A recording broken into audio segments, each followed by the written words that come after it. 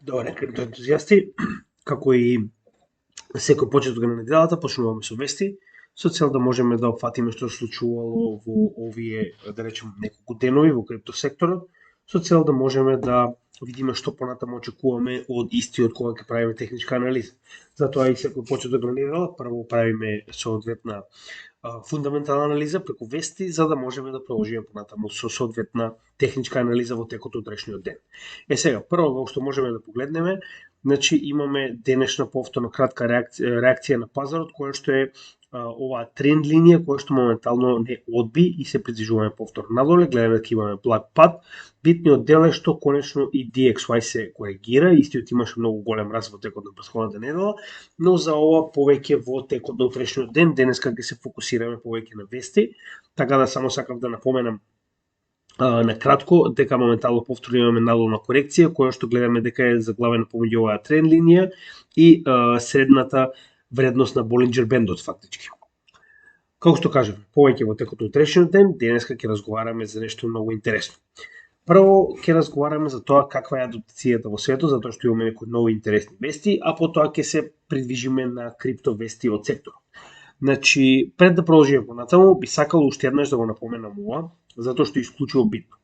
Значи, ќе напоменеме како го гледаат биткоин низ годините и ќе видиме што се случува моментално и ќе видиме колку сме далеку напред пред оној званичен почеток на светска масовна адаптација. Односно, еве погледнете, ова е буквално таймфрейм кој што јас го следам барем од 2017 година, ако не и малку претходно, но да речеме од 2017 година. Значи 2012 година никој не го користи. Така, 2013 година само криминалци го користат.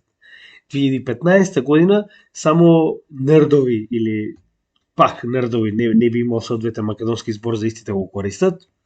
2017 само спекулатори, значи оние кои што практично се коцкаа го користат. 2019 вика само многу мал процент од светот го користи. 2020 само мали компании го користат.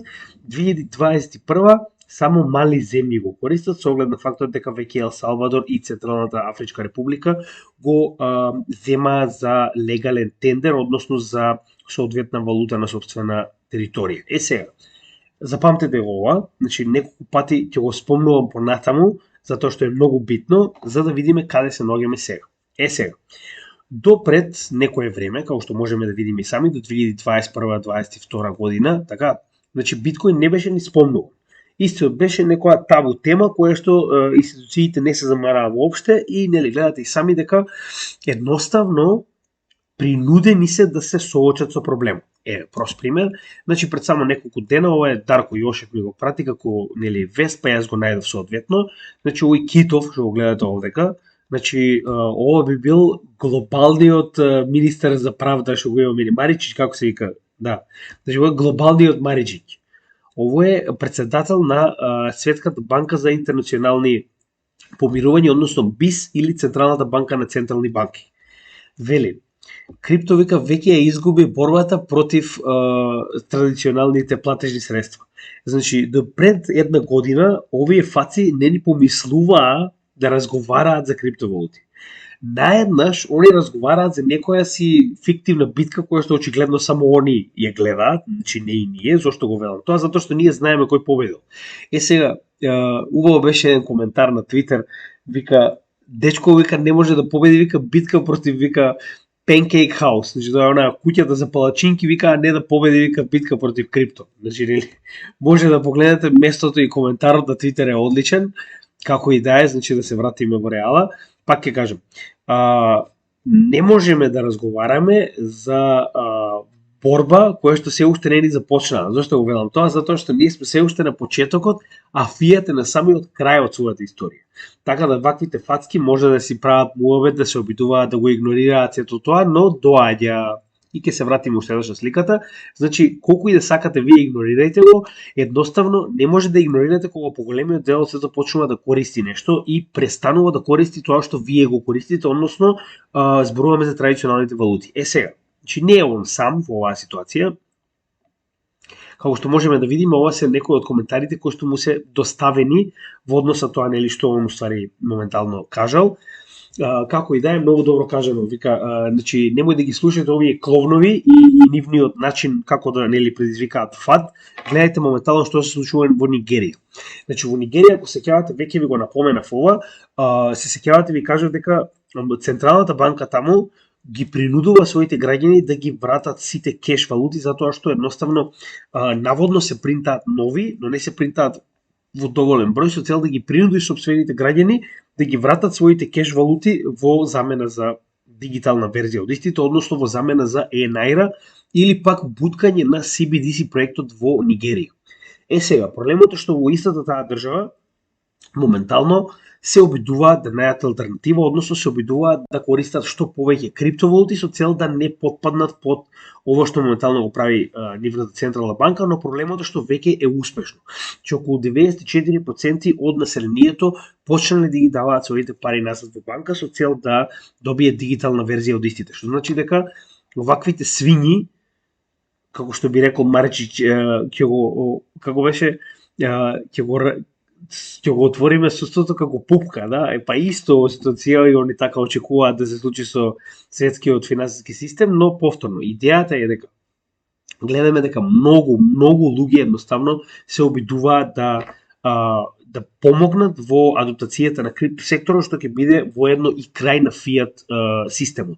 Значи, иако можеби нема да биде директно крај, тоа не значи дека истиот ќе постои во иста верзија. Тоа е оно што сакам да ја кажам. Значи, многу пати разговараме дека традиционалните финансии се премногу јаки за едноставно да се откажат и да ни го предадат сето тоа што моментално го поседуваат, но тоа не го менува фактот дека мора да се прилагодат на она што моментално се случува. Сега, значи нели, нормално они повторно постојано се фаќаат за истата таа ситуација, дека баш ќе ви кажам, значи неговите коментари од типот дека за една година сите биле во загуба затоа што чувале биткоин.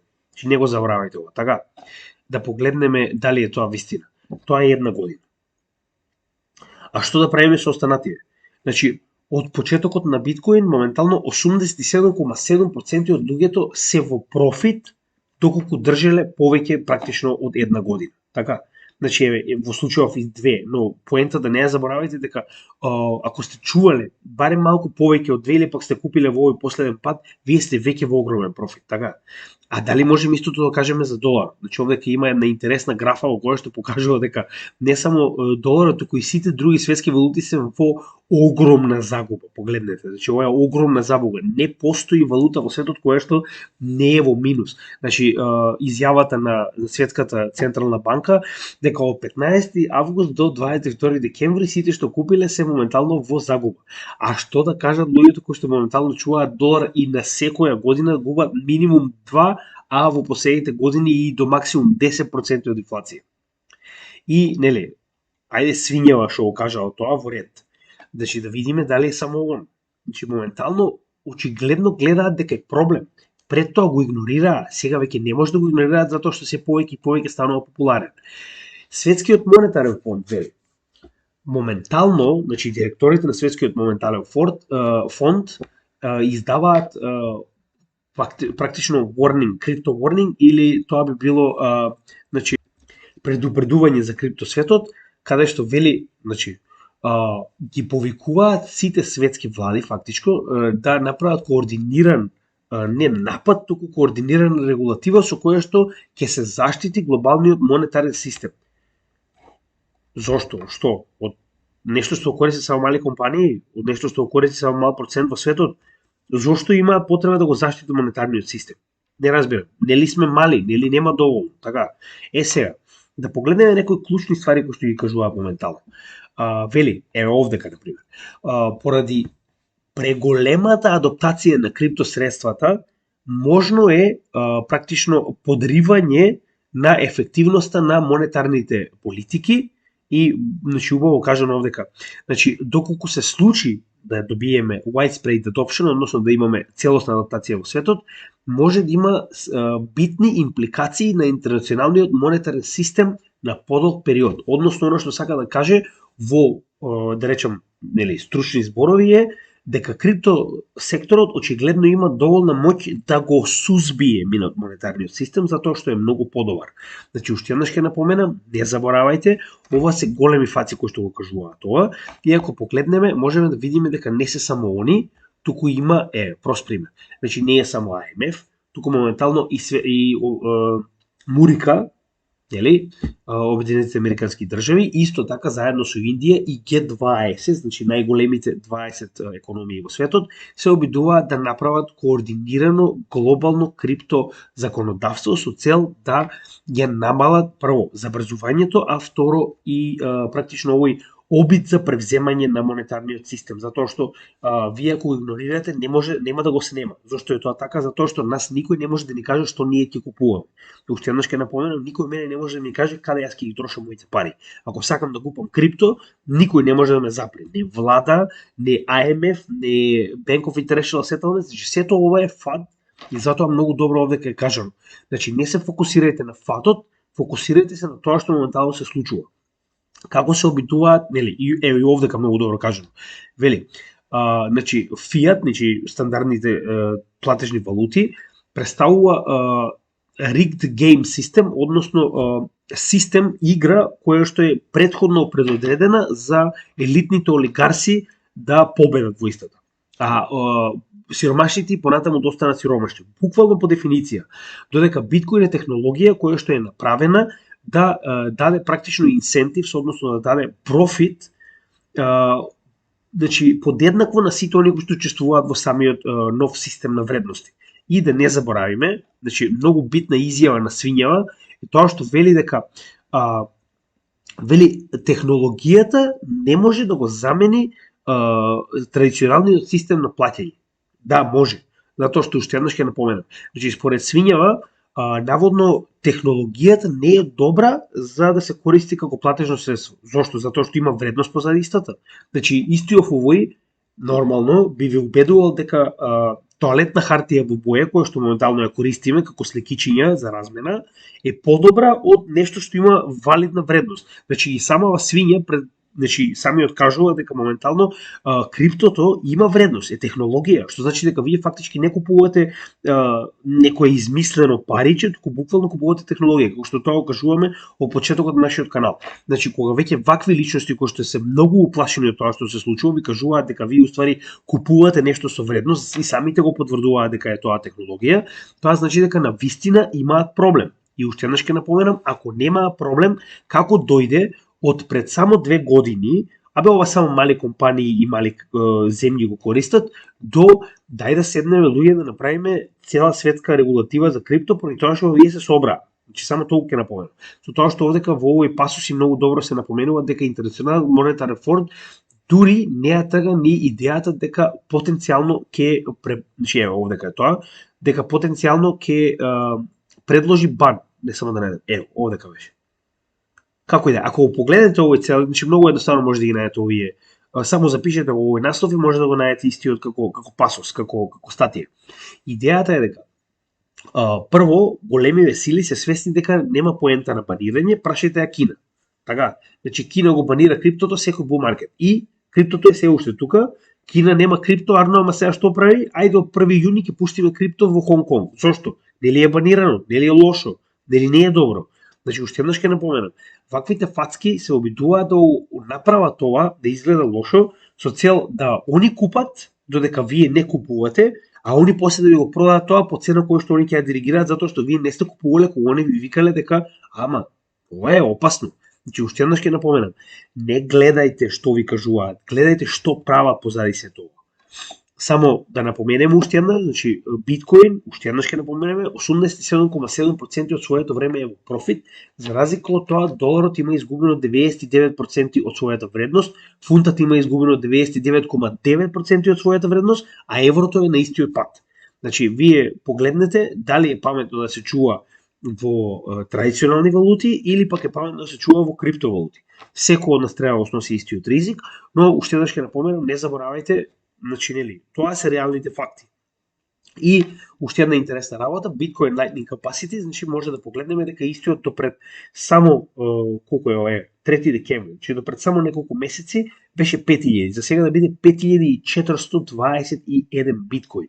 Значи тоа е капацитетот на Bitcoin Lightning Network, што значи дека од прилика до оваа големина на трансакција може во било кое време за само фракција од фи да биде транспортирана било каде во светот преку самиот Lightning Network. Тоа што го велеше свињата дека нели технологијата не е добра за пари, очигледно е. Зошто? Нема бирократија. Да, има фи, но фито е многу помало од оно што би требало да платите ако сакате да преместите 1 билион долари од една во друга земја. Нема никаква администрација, немате потреба од банки, немате потреба од ништо. Имате потреба од волетот на вашиот соработник кој што треба да ги прими овие пари и може да ги прими било каде, било кога, без никаква граница, без никаква без ништо да го запре. Така да, нели, ваквите фацки уствари не знаат со кого си имаат работа, но наскоро ќе дознаат, само толку да кажам, со тоа што овдека оваа мисла за тоа каде се наоѓаме во светска адаптација би ја завршил со оваа статија, односно овдека може да погледнеме, ова е некој си фонд. Значи, нели, нормално, постојат многу такви инвестициони фондови кои што ваквиот фонд моментално поседува 1 билион и 300 милиони долари во нели сопствените средства кои што ги располага, се нарекува Bitwise и нели овдека Мат Хоган е повикан на интервју на The Wolf of Wall Street YouTube канал, интересна работа. Сега да погледнеме што уствари самиот кажува. Вели, значи следниот bull market, значи зборуваме за 4 годишен bull market, истиот кој што ние го следиме, очигледно го следат и оние. Вели, значи во однос на адаптација ќе биде најголемиот и најексплозивниот кој што сме го виделе досега. Како што можеме да видиме, тоа е секој bull market, тоа не се менува, но интересни работи кои што ви покажуваат е тоа дека вели веќе сме 50% од самиот почеток на оваа година, а очекуваме да бидеме во позитива до крајот на оваа година, со тоа што 2024 и 2025 ќе бидат уште подобри. Точно она што ние укажуваме во однос на стандардниот 4 годишен биткоин циклус со халвинг негде во средината на 2024 година, поточно во април, не е баш средина, и full bull market до крајот на 2024, почетокот на 2025 година. Така да, интересна работа која што напоменуват исто така е дека во оваа ситуација, значи скоро секој од претходните bull маркети е воден од технолошки напредок. Уште еднаш ќе напоменеме, не од политика на некоја организација, како што тоа е од традиционалните системи, затоа што некој почнал да принта пари или некој престанал да принта пари, тоа е смешно што се случува во денешната економија, да треба да зависите на тоа дали некој дедо во Америка ќе почне да принта пари во Фед или не и на тој начин да добиете bull маркет.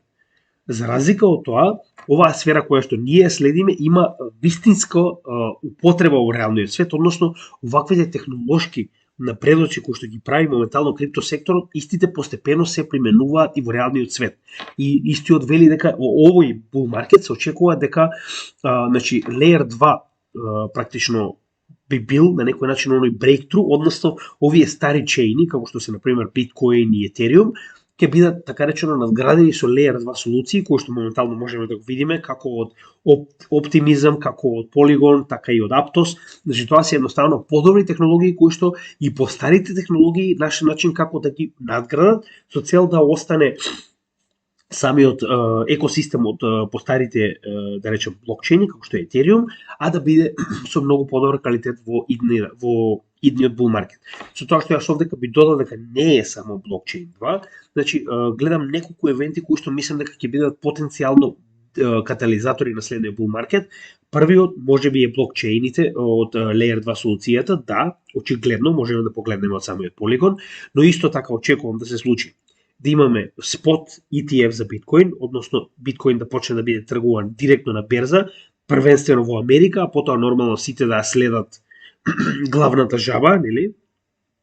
Потоа очекувам да имаме забрзување и целосен нов сектор на овие artificial intelligence, односно Artificial Intelligence AI токени верувам дека ќе бидат многу големи во овој bull маркет, затоа следните токени кои што ќе ги ставиме на гласање после Litecoin и Monero ќе бидат 4 најдобри што можам да ги најдам AI токени, ќе поразговараме малку повеќе за нив, затоа што верувам дека ова е нова сфера која што досега не беше ни скоро присутна. Многу малку од луѓето знае дека некој од овие проекти уствари е поврзан со било што АИ и верувам дека во овој bull market со оглед на фактот дека имаме огромна трка помеѓу, да речеме, моментално Microsoft, Google и Meta, кој ќе направи подобар или прв ќе направи соодветен АИ, верувам дека тоа ќе направи адаптација на една сосема нова сфера која што ќе биде еден од главните бул фактори на следниот бул маркет. Така да верувам дека ќе имаме повеќе, не е само Layer 2 солуцијата, но она што се слагаме и јас и он е дека не е само технолошкиот дел. Очигледно оваквите вести треба да ви кажуваат дека сме многу блиску до светска регулација. Негативна или позитивна, дали свињава ќе провладе или не, значи они може да пробаат негативна и потоа веќе ќе бидат принудени да направат позитивно. Зошто го велам тоа? Затоа што едноставно законодавство не делува на криптосекторот. Може би делува на централни менувачници, но не и на самите проекти. Вие не може да синхронизирате 200 држави во исто време да го банираат Cardano, тоа е невозможно, исто како и Биткоин. Така, поради оваа причина ќе напоменам уште еднаш. Законодавство може би може на една територија, но не на целиот свет. Затоа јас живеам во земја која што нема законодавство против крипто и која што крипто го на некој начин наградува, не го каснува, и затоа Малта е мојата дестинација и останувам овде каде живеам со оглед на фактот дека не ми наплаќаат никаков данок на ходл, па вие видите понатаму. Како и да е, верувам дека може да пробаат и на крајот да пропадне сето тоа. Зборуваме за пропаѓање, значи ако се сеќавате пред само неколку дена напоменавме дека оваа жалава келава, значи Гери Генслер, дал интервју во некој си њујоршки магазин, се уште не е кажано точно кој, во кој што прво нели нагласува дека сите криптовалути освен биткоин се моментално хартија од вредност, со тоа што нели овдека остава и Етериум, оттаму и самиот страв и оној пат кој што го добивме на пазар. Сега, ќе напоменеме неколку интересни изјави од повеќето адвокати кои што се занимаваат со криптосферата, кои што очигледно не само што го побиваат, туку му даваат соодветни аргументи дека он може само да си замислува.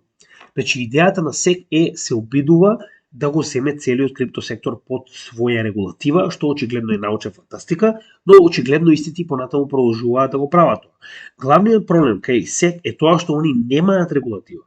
Они користат некоја паралелна регулатива за хартија од вредност која што нема никаква врска со нова технологија која што моментално ја имаме. Значи, користите закон од 1945 година да регулирате технологија во 2023 година. Тоа може само глуп американец да го направи. Значи, кој друг може тоа да го направи? Како и да е. Тоа мене ме радува со оглед на фактот дека си ја бркаат од својата територија адаптацијата на крипто и на тој начин направат се подецентрализирано. Значи, колку повеќе се централизира капиталот и проектите во Америка, толку понатаму ќе бидеме клучно зависни од оваа корумпирана држава и во новиот сектор кој што моментално се гради во светот. Сега, неколку од интересните работи кои што ги погледнавме, значи првиот адвокат изјавува дека неговото мислење не е закон, а очигледно закон не постои, но добро кажано дека не само овде, туку имаше уште една вака, значи многу добро кажано, вели судиите, а не представниците на СЕК се тие кои што на крајот одлучуваат што е закон и како истиот се применува. Многу добро кажано, а да не заборавиме, значи моментално имаме случај кој што тоа ќе го покаже и сите укажуваат истото. Ова ќе биде случајот кој што или ќе го скрши СЕК, или ќе го скрши криптосекторот во Америка. Така да во еден или во друг случај јас победувам и се надевам дека нели тоа ќе остане така. Уште некои интересни работи кои што ги имаме овдека, чисто за да нели објасните, да објасниме како сето тоа изгледа. Вака, значи, и овде ќе имаше уште една интересна работа, вели доколку сака тоа да го направи нели Гери Генслер, ќе мора да поднесе 12.305 тужби. Зошто го велат ова?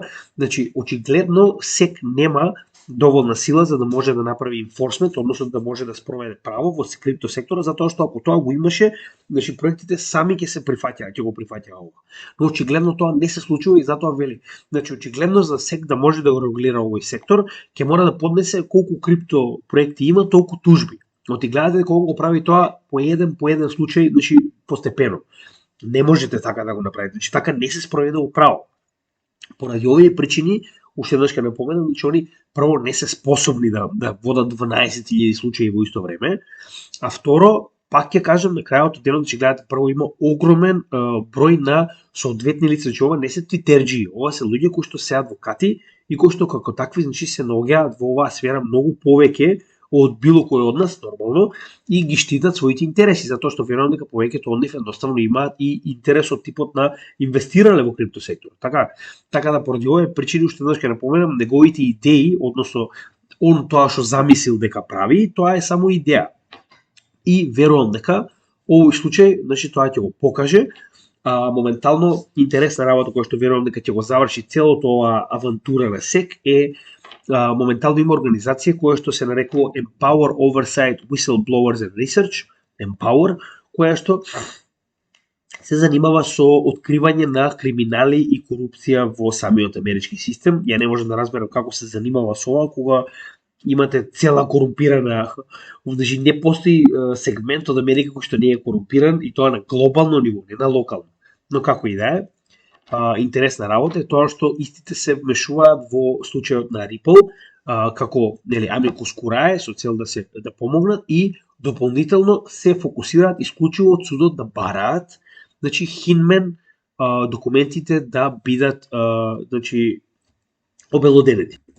Овде кога ви го спомнал Дени Лазински, верувам дека ќе му се допадне оваа вест многу.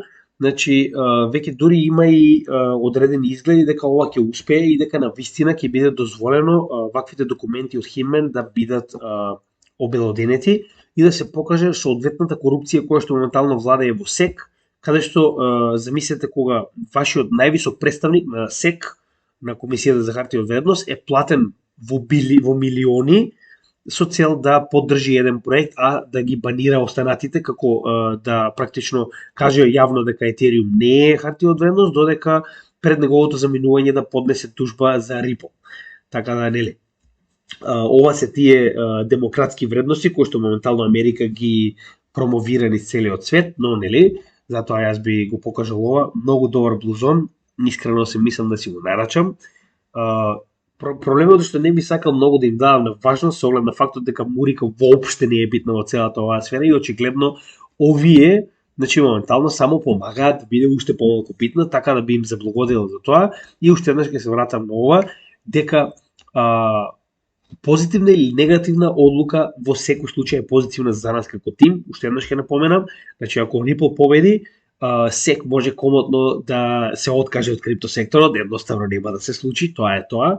Таква тужба понатаму, значи таквата одлука понатаму ќе биде водилка за сите оние кои што се борат против СЕК да ја користат со цел да се заштитат од ваквите говеда, додека обратно, доколку СЕК победи, верувате или не, јас верувам многу дека голем дел од криптопроектите кои што се поголеми се наоѓаат на американска површина би се одрекле од таквиот пазар и би се преселиле подобро отколку да бидат тужени и влечени по судови со години со цел некој да направи нели ситна пара која што нема никаква врска со реална заштита на луѓето, во случајот во Америка и нели како поентата на СЕК уствари да бидат заштитени главните конзуматори, односно нели секојдневниот човек.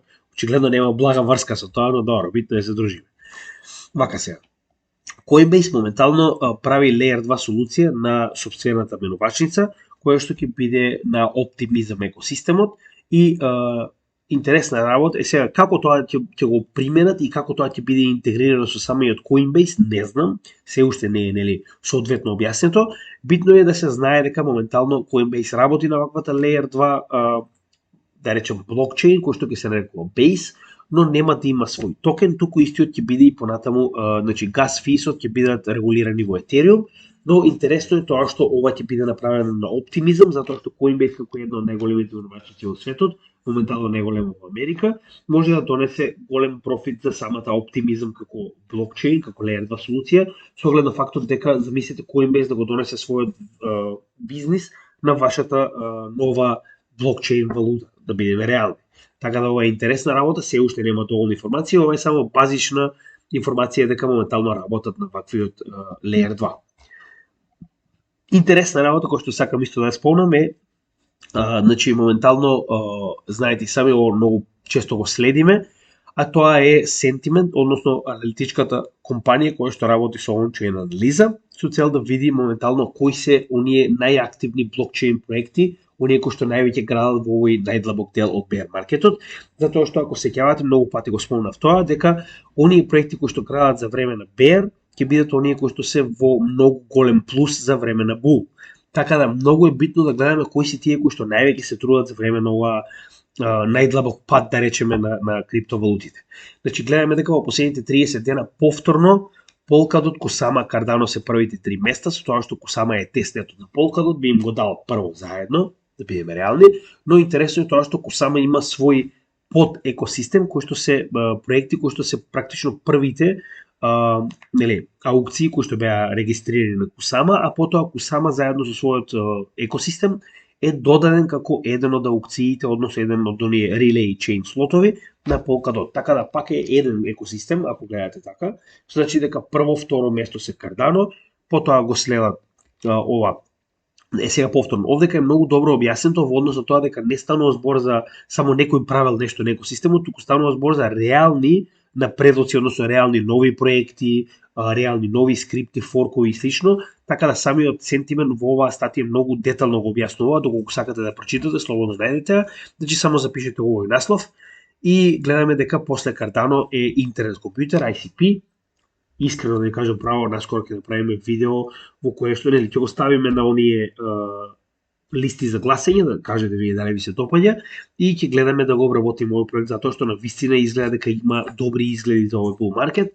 Потоа Decentraland Mana, па Ethereum, верували не на 6-то место, што јас ме изненади, Cosmos, S&T Synthetics, Vega Protocol и Filecoin. Овие, да кажам право, не ми се многу познати, само генерално ми се познати дека се постојани на пазарот.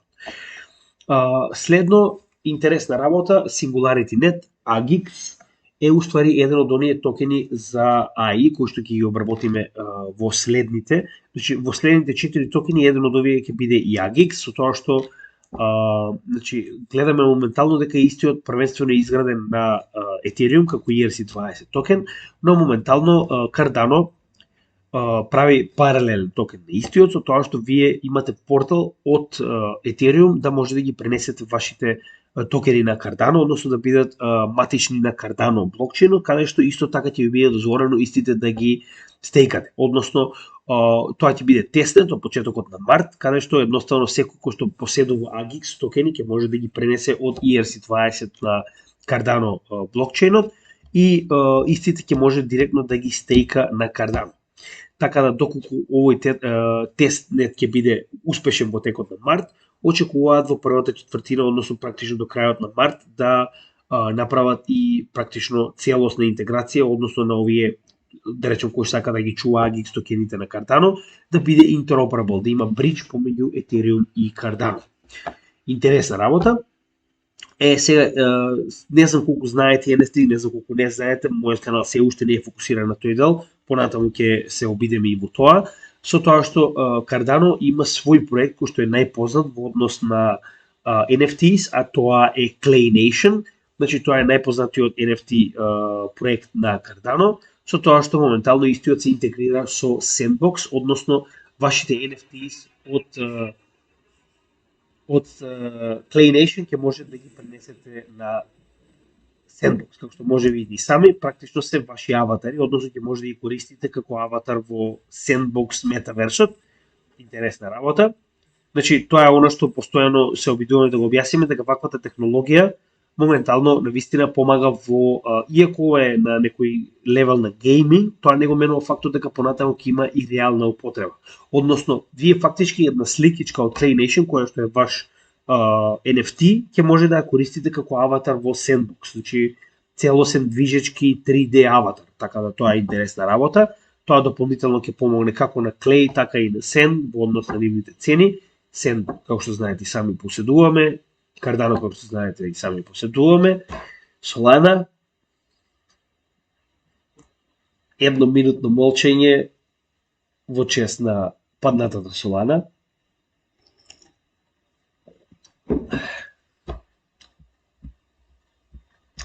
Не знам што да кажам. Значи, не знам што да кажам.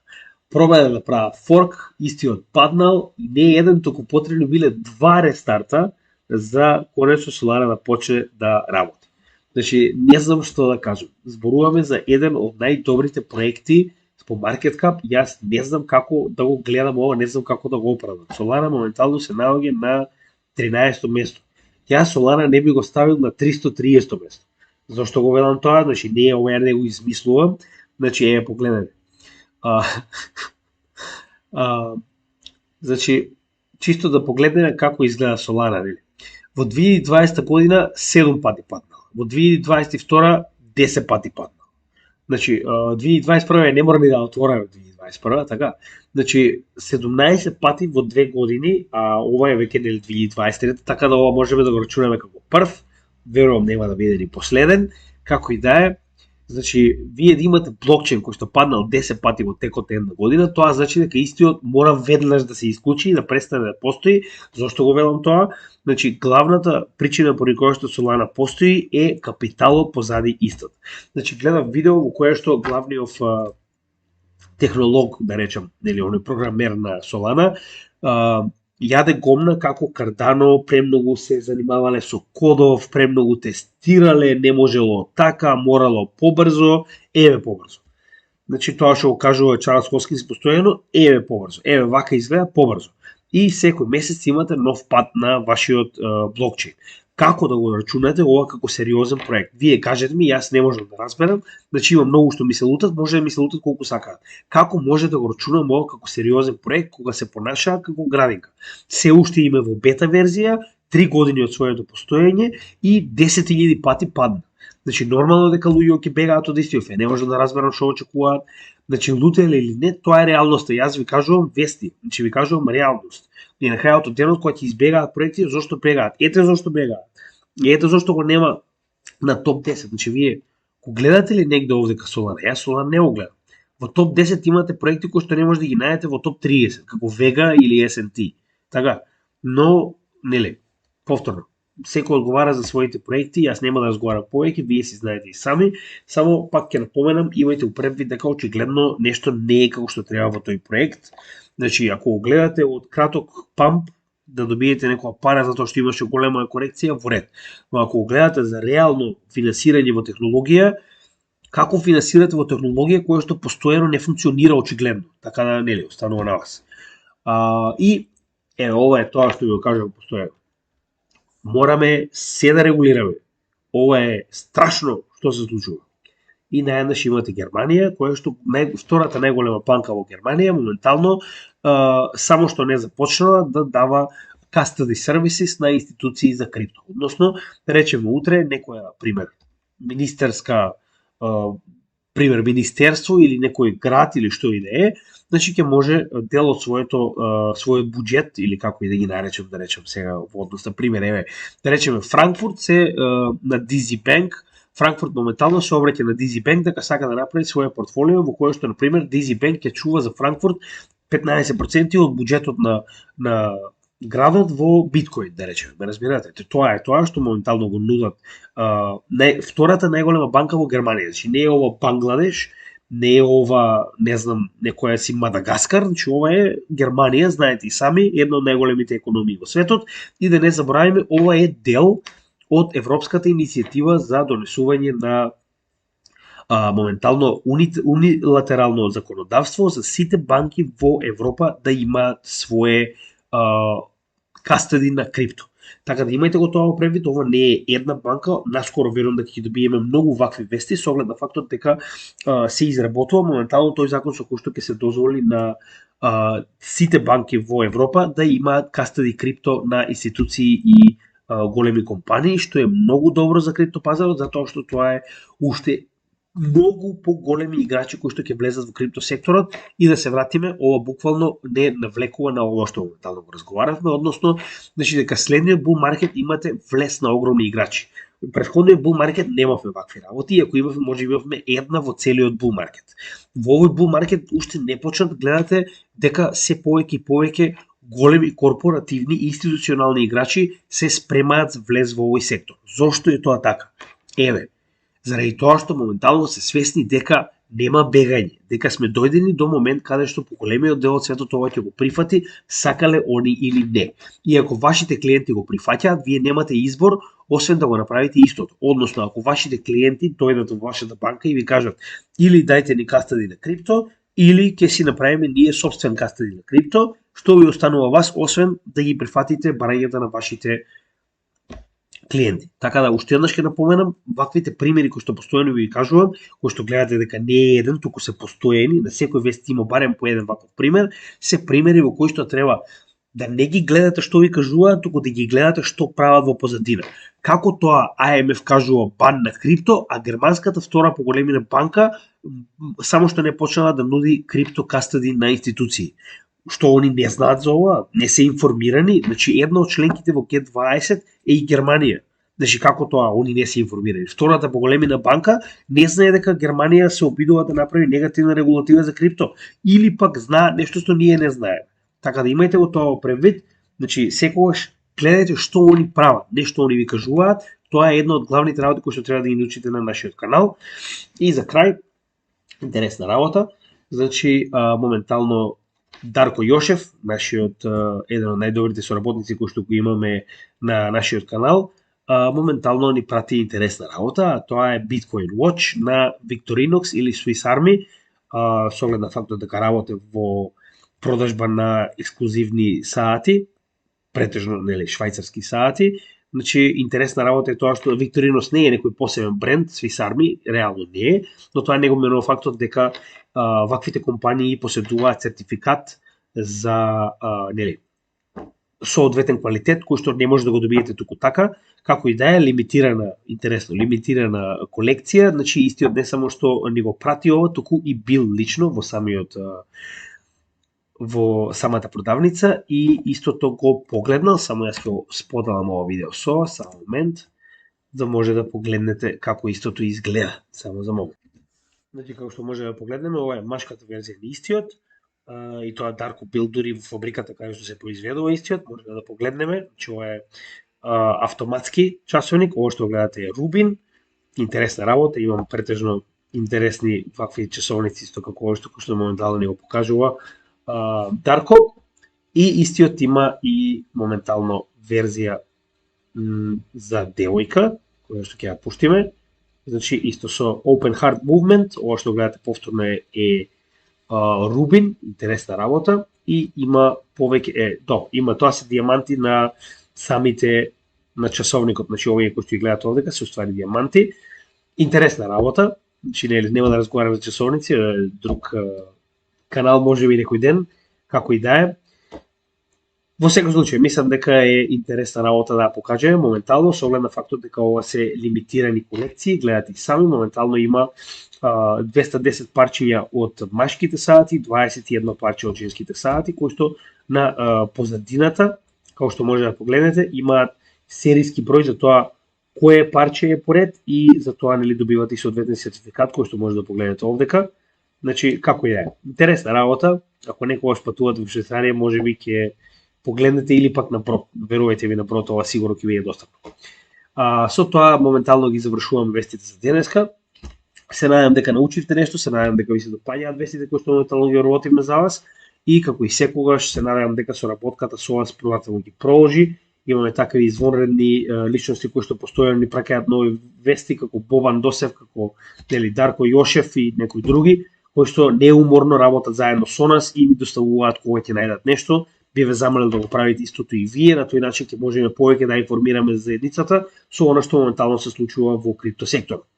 И гледате дека сме пред така речено еден голем бум, се надевам дека тоа ќе се оствари со цел сите да бидеме доста позитивно, да речем, ситуирани на крајот од овој bull market, а тоа може да го направиме само како заедница.